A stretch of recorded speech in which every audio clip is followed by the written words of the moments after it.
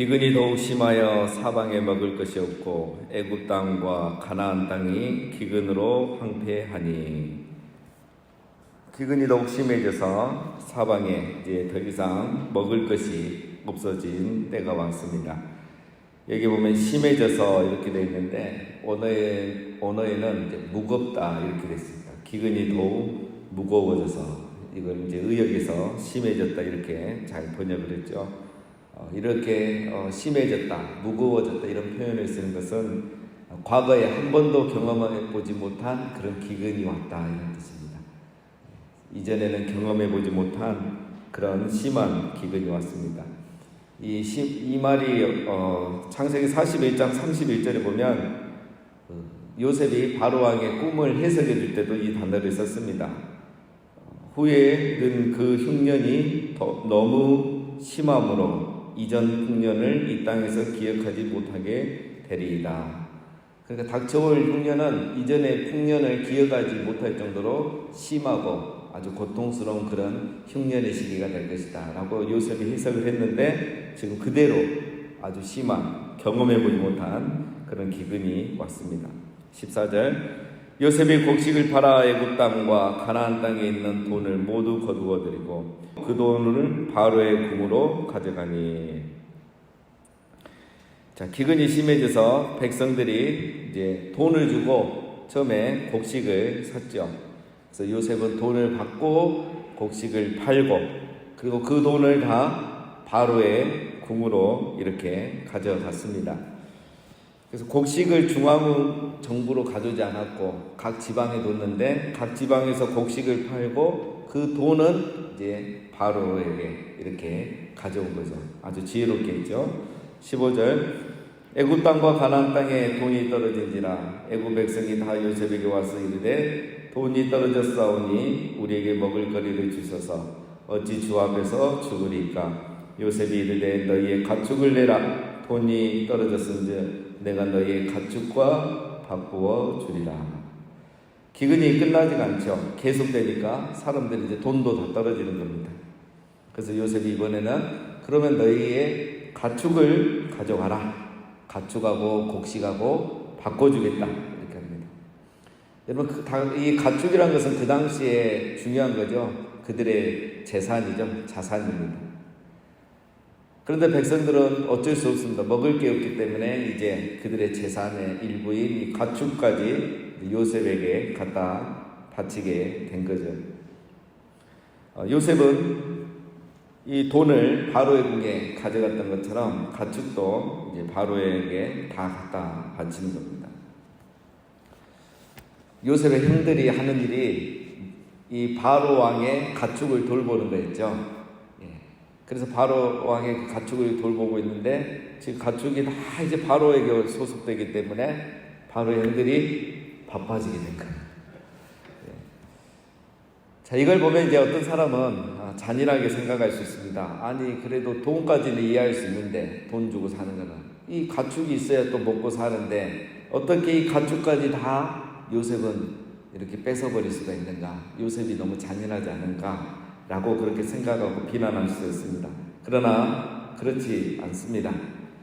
기근이 이렇게 심할 정도면, 사람이 먹을 것이 없을 정도면 이제 누구부터 죽겠습니까? 가축부터 죽는 거예요. 가축은 먹을 게 없는 거죠. 가축부터 굶어 죽게 되는 겁니다.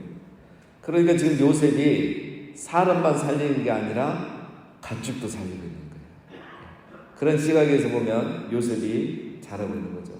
누가 생각납니까? 우리 노아 할아버지가 생각나죠. 노아가 사람만 살린 게 아니라 가축, 동물까지 다 살렸지 않습니까? 지금 요셉이 그런 역할을 하고 있는 거예요. 17절 그들이 그들의 가축을 요셉에게 끌어오는지라 요셉이 그 말과 양떼와 소떼와 나귀를 받고 그들에게 먹을 것을 주되 곧 그 모든 가축과 바꾸어서 그의 동안에 먹을 것을 그들에게 주니라. 백성들이 가축을 이끌고 요셉에게 왔죠. 요셉이 백성들의 가축을 빼앗은 것은 아닙니다. 여러분, 만약에 요셉이 흉년의 때에 이렇게 식량을 비축해 주지 않았다면 어떻게 되겠습니까? 지금 백성과 가축들이 다 죽게 되겠죠. 그러나 요셉이 풍년의 때 식량을 잘 비축해 두었기 때문에 지금 가축도 살리고 백성들도 살리는 겁니다. 뿐만 아니라 주변 나라도 다 살리고 살 수 있게 되는 거죠. 그래서 요셉이 아주 지혜롭게 합니다. 이 가축을 보호해 주는 거죠. 가축을 살리고 그들에게 한 해 동안 먹을 양식을 준 거죠. 이 보면은 뭐 가축의 양을 따지지는 않은 것 같아요. 왜냐하면 한 해 동안에 먹은 양식을 이렇게 줬다는 거 보면 그 한 해 동안은 걱정하지 않고 먹고 살 수 있도록 요셉이 이렇게 챙겨준 거죠. 그래서 어떤 사람들은 요셉이 매점매색한 거 아니냐 이렇게 비난하지만 아닙니다. 요셉은 사람을 살리는 게 목적인 거예요. 뒤에서 이제 한 번 더 이제 설명하겠습니다. 18절. 그 해가 다가고 새해가 되매 무리가 요셉에게 와서 그에게 말하되 우리가 주께 숨기지 아니하나이다. 우리의 돈이 다하였고 우리의 가축대가 주께로 돌아갔사오니 주께 될 것이 아무것도 남지 아니하고 우리의 몸과 토지뿐이라. 우리가 어찌 우리의 토지와 함께 주의 목전에 죽으리까. 우리 몸과 우리 토지를 먹을 것을 주고 사소서. 우리가 토지와 함께 바로의 종이 되리니 우리에게 종자를 주시면 우리가 살고 죽지 아니하며 토지도 황폐하게 되지 아니하리이다. 한 해 동안 먹을 양식을 줬다고 했죠. 그 양식을 먹고 한 해를 버텼는데 기근이 멈추지가 않은 겁니다. 계속되는 거죠. 그래서 백성들이 다시 요셉에게 찾아옵니다. 우리가 주께 숨기지 아니하나이다. 이 말은 거짓말하는 거 아닙니다. 이제는 진짜 돈도 없고 가축도 다 갖다 바치고 이제는 바칠 것도 없고 우리 몸뚱아리하고 우리 토지밖에 없습니다.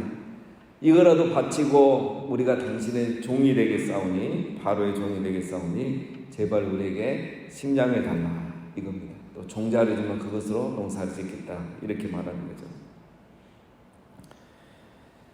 어떤 분들은 이것을 또 이제 비난하기도 합니다. 요셉이 어떻게 이런 먹는 식량, 양식을 가지고 백성들을 종으로 삼을 수 있느냐 이거 윤리적으로 생각하고 비난하는 경우도 있습니다. 그러나 이것도 다르게 생각해 볼 수 있죠. 이 계기를 통해서 이제 백성들이 바로 왕의 공식적인 왕의 소장농들이 되는 거죠. 그러면 이렇게 이제 백성들과 왕이 주종 관계가 세워지면서 왕은 백성들을 책임져야 되는 거예요. 그러니까 주인이 자기 집에서 일하는 노예의 먹을 것을 책임져야 되듯이 이제는 왕이 자기 백성들을 책임져 줘야 되는 시간이 된 겁니다. 이제부터는 백성들은 먹고 살 일을 걱정하지 않아도 돼요. 왕이 다 책임져 주는 겁니다. 그리고 이제 내일 보겠지만 종자를 가지고 또 농사를 할 수 있게 되는 거죠. 그리고 이렇게 해서 이제 토지를 바로에게 다 바치기 때문에 이 토지가 국유화가 되는 거죠. 국유화가 되면은 물론 나쁜 점도 있겠지만 이런 시기에 이렇게 함으로써 또 국유화라는 게 한 번 정도는 또 되므로 이렇게 함으로써 이제 국가가 계획 경제를 실행할 수 있는 거죠. 그래서 다시 한번 이 경제 시스템을 새롭게 하고 모두가 잘 살 수 있는 그런 나라로 또 한번 전환할 수 있는 겁니다. 그래서 이렇게 토지를 바치고 또 종이 되는 것은 지금같이 7년 흉년 시기에는 나름대로 좋은 방법입니다. 그렇게 나쁘다고만 비난할 수는 없는 거죠. 그래서 우리가 반대로 생각하면 요셉이 이 백성들을 종으로 만든다기보다는 이 백성들을 지금 살려주고 있는 거죠. 살릴 겁니다. 이 위기의 때 어쨌든 그들의 생명을 보존해 주고 있는 거죠. 20절. 그러므로 요셉이 애굽의 모든 토지를 다 사서 바로에게 바치니 애굽의 모든 사람들이 기근에 시달려 각기 토지를 팔았습니다. 땅이 바로의 소유가 되니라. 요셉이 애굽의 모든 토지를 다 사서 바로에게 바칩니다. 토지 국유화가 현실화가 된 거죠.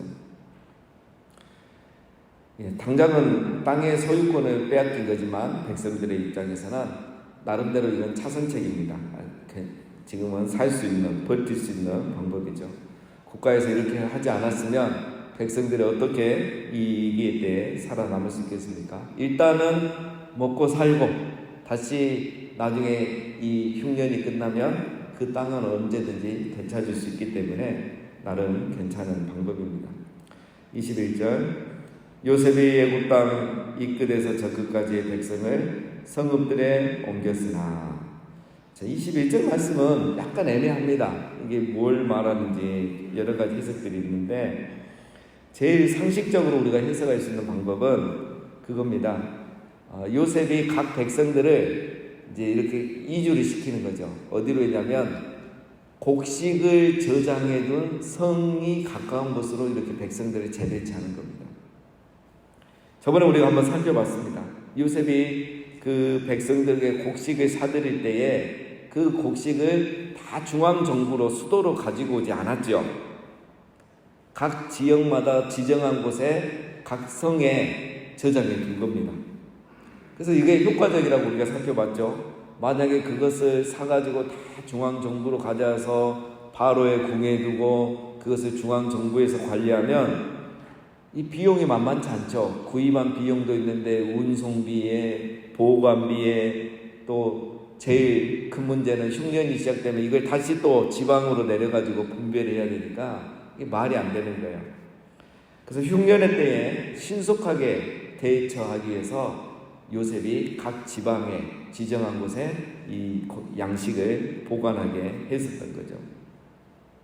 그래서 요셉이 지금 백성들을 성읍에 옮겼다 이 말은 그 식량을 모아둔 성읍 가까운 곳에 이렇게 살면서 이렇게 살아갈 수 있도록 해줬다라는 것으로 볼 수 있습니다. 이게 제일 쉽게 해석하는 방법인 것 같습니다. 그래서 이 백성들이 요셉의 이 지혜, 성견지명, 이미 위기의 흉년의 시기가 올 걸 알았기 때문에 요셉이 이렇게 지혜를 발휘해서 이 일을 해놨기 때문에 지금 살아남을 수가 있는 것입니다. 만약에 요셉이 그렇게 하지 않았으면 여러분 만약에 중앙정부의 권력을 강화시키기 위해서 다 중앙으로 집중시켰으면 지금 백성들이 어떻게 해야 되겠습니까? 흉년의 시기에 우리로 말하면 서울까지 올라가야 돼요. 그 비용은 또 얼마며 그걸 사가지고 또 내려와야 되는 거고 그 시간이 얼마며 그리고 이렇게 했을 때 식량을 제대로 사고 얼마나 사겠습니까? 한계가 있죠. 너무 힘든 거예요. 위기를 극복할 수 없는 거죠. 그런데 요셉이 미리 이걸 알았기 때문에 지방에 이 식량을 보관하는 등으로 아주 지혜롭게 지금 극복해 가고 있는 것입니다. 22절 제사장들의 토지는 사지 아니하였으니 제사장들은 바로에게서 녹을 받음이라. 바로가 주는 녹을 먹음으로 그들이 토지를 팔지 않음이었더라. 백성들의 토지는 정부에서 샀는데 제사장들의 토지는 사지 않았다 이거죠. 왜냐하면 제사장들은 땅을 안 판 거예요. 왜냐하면 국가에서 나오는 이 급여를 받고 있는 거죠. 우리 요즘으로 하면 독일의 교회들은 국가에서 이렇게 목사님, 교육자들의 사례가 나오잖아요. 그러니까 이 제사장들은 굳이 땅을 팔지 않아도 됐던 것입니다. 자, 오늘 본문 말씀이 짧은데요. 왜 요셉이 이렇게까지 하는가 더 자세한 거는 또 내일 우리가 살펴보겠습니다. 자, 오늘은 요셉의 지혜에 대해서 우리가 좀 묵상을 해보겠습니다.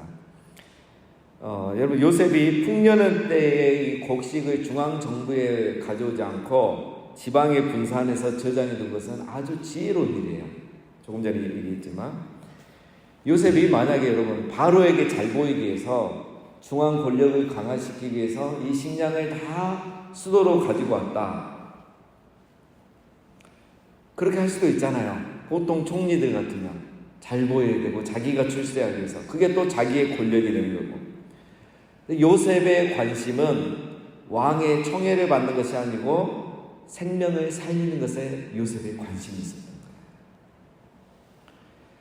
여러분 지혜는 어디에서 나옵니까? 지혜는 사랑에서 나오는 거예요. 사랑하면 지혜가 나옵니다. 요셉이 백성을 사랑했기 때문에 이런 지혜가 나오는 거예요. 왕에게 잘 보이고 총애를 받으려고 자기가 출세하려고 했으면 이런 지혜가 나오지 않는 거죠. 지혜는 사랑에서 나옵니다. 사랑하면 지혜가 나와요. 우리가 늘 똑같은 방식으로 하는 것은 사랑이 식었거나 없다는 증거입니다. 사랑하면 지혜가 나오고 방법이 나와요. 그런데 자기를 사랑하면 올무에 빠집니다. 타인을 사랑하면 지혜를 나와요. 지혜가 나옵니다. 주님을 사랑하면 지혜가 생겨요. 요셉이 국민을, 백성을 사랑했기 때문에 지혜가 나온 겁니다. 정치인들이 정말 훌륭한 몇몇 정치인을 제외하고는 다 자기를 사랑하기 때문에 자꾸 올무에 빠져요. 그 좋은 권력과 좋은 시기에 정말 더 잘 될 수 있는데, 정말 국민을 사랑하면 지혜를 얻고 인기를 얻고 부와 명예와 권력을 얻으면서 재선할 수 있는 거죠. 근데 이게 잘 안 되는 거죠. 여러분, 우리가 주님을 사랑하면 지혜가 나와요. 뭐든지 그래서 지혜롭게 할 수 있어요. 이것을 잠언 버전으로 말하면요, 여호와를 경외하는 것이 지혜의 근본이에요. 이 여호와를 경외한단 말을 여호와를 사랑한단 말이에요. 그래서 정말 여호와를 경외하고 사랑하니까 거기서 지혜가 나옵니다. 그래서 사역이 창의적으로 되고 봉사를 창의적으로 할 수 있는 거예요. 지혜는 사랑의 열매입니다. 사랑하면 지혜가 열매로 맺히는 거예요. 두 번째, 하나 더 살펴보면, 여러분, 요셉이 흉년을 잘 극복하게 된 것은 백성들의 목소리를 들었기 때문입니다. 그들의 고통을 외면하지 않은 거죠. 백성들을 침묵시키지 않았어요. 그들의 목소리를 잘 들어줍니다. 강제로 빼앗지 않았어요. 백성들이 원하는 게 뭔지 듣고 그들이 할 수 있는 거, 이번에는 돈을 내고, 그 다음에는 가축을 내고, 그 다음에는 토지를 내고 몸을 맡기면서 그렇게라도 살아보는 백성들의 그 소리를 요셉이 다 들어준 겁니다. 그래서 이 위기를 극복할 수 있었던 거죠. 여러분, 솔로몬이 지혜의 왕이 될 수 있었던 이유가 무엇입니까? 솔로몬은 하나님께 뭘 구했냐면 듣는 마음을 구했죠.